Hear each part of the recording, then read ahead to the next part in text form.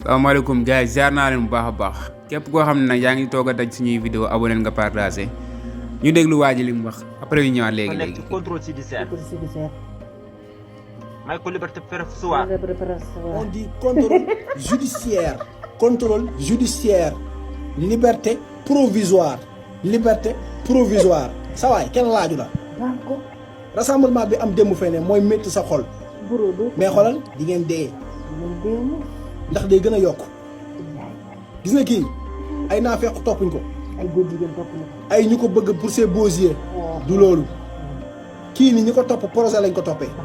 ak dëgg ji muy woote ci lañ ko topp. mais toppuñ ko ci ay caaxaan. toppuñ ko ci mu ñuy jox ay weccet déedéet. toppuñ ko ci pour bés bu fi toogee mu jox ñuy poste déedéet. lim ñu woo projet boo xam te ay sam dañuy tikkil mbuubu njaam. du loolu moo tax ñu topp ko. c'est li nga wax ni nag intéressé wuñu jaayal sa mystère bi moo gën ci yow. yow bu fekkee li Sénégalais dund yëgoo ko. gérer sa côté nga bàyyi nit ñi gérer seen côté naa fekk ngeen torop te ñeme yàlla. noppi leen ngir yàlla yonent bi.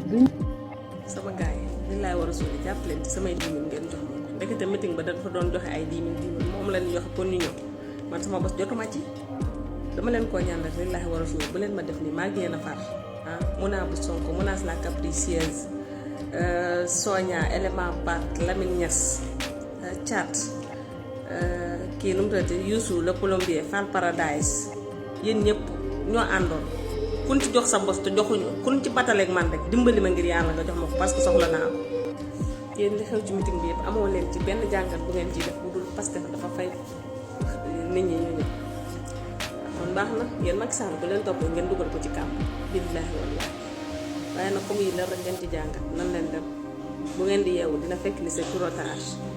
jaajëf gaay lii nag mooy soxor Ousmane Sonko fan lay jëlee xaalis boo xam ne ñi fi ñëwoon yëpp ku nekk da ko jox 10 000 ah dana yéeme de moom